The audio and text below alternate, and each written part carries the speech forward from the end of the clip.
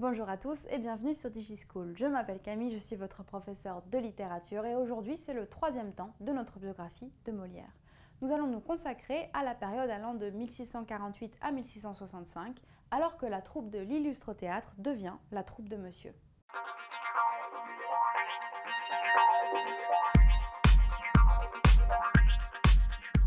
En 1648, l'Illustre Théâtre revient de sa tournée en province, tournée d'une dizaine d'années qu'on avait évoquée dans la vidéo précédente. Et rapidement, donc fort de leur succès, ils vont devenir la troupe de Monsieur. C'est-à-dire qu'ils font partie des 4 troupes officielles, les 4 troupes de théâtre dans le royaume, subventionnées par la monarchie, par le royaume de France. Alors, qu'est-ce que c'est que la troupe de Monsieur? Qui est Monsieur? Eh bien, Monsieur, c'est le frère du roi. Alors vous le savez, donc, dans la monarchie française, c'est le fils aîné qui devient le roi. Mais le deuxième fils, le puîné, a droit également à une certaine distinction. On va l'appeler monsieur. Et il aura donc certains droits dans la monarchie, dont le droit d'entretenir des troupes de théâtre comme celle de Molière. Le frère du roi à l'époque, donc monsieur, c'est le duc Philippe d'Orléans qu'on a ici sur ce portrait.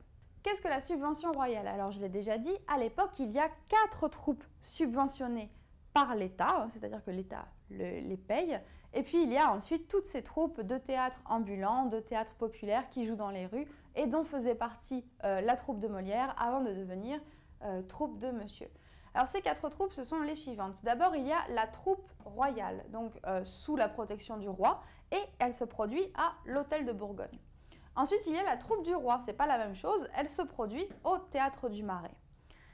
Dans un deuxième temps, il y a les Italiens, donc la troupe du célèbre comédien Scaramouche, et finalement la troupe de Monsieur, c'est-à-dire la troupe de Molière.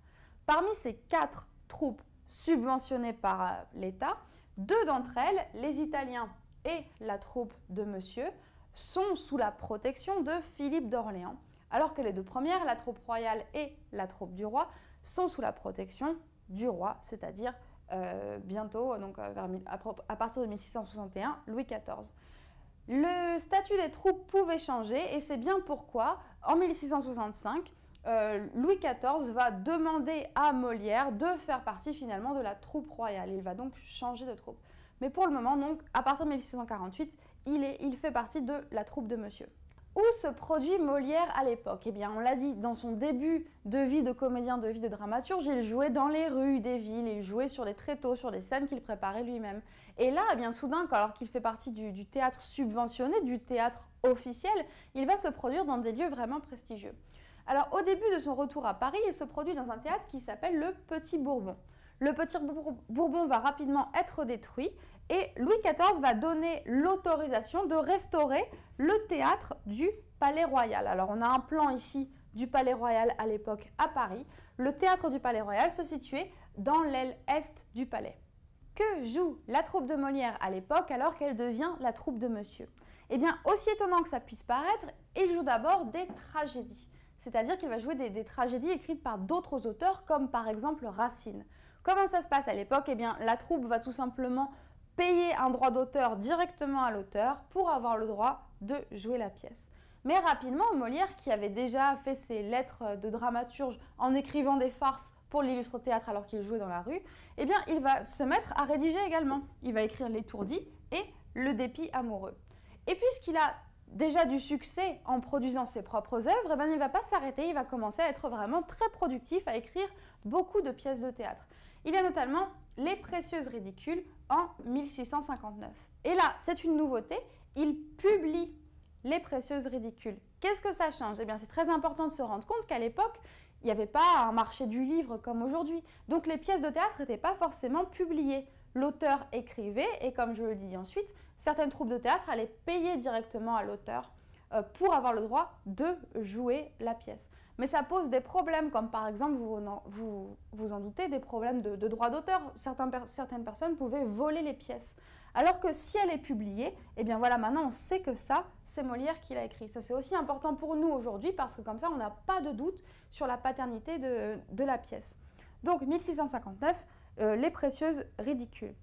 Il y a toujours un grand succès, le public vraiment suit Molière, soutient Molière dans son écriture, et il n'y aura pas de scandale, on le soutient, même s'il évoque des thèmes qui sont controversés, mais ça c'est jusqu'en 1663, avec la fameuse querelle de l'École des femmes. L'École des femmes, c'est la première œuvre de Molière qui va être véritablement controversée. Je l'ai dit, Molière la publie en 1663, c'est une première comédie, elle comporte 5 actes, elle est écrite en vers. Et c'est un véritable triomphe auprès du public. Vraiment, les représentations s'enchaînent, il y a toujours de plus en plus de personnes qui veulent venir voir l'École des femmes.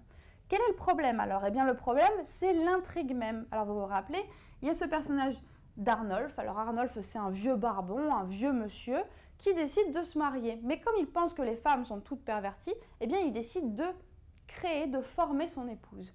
Il choisit donc Agnès et il l'éduque, en fait, il l'a fait éduquer plutôt dans la plus parfaite innocence pour pouvoir épouser une femme très jeune et très innocente.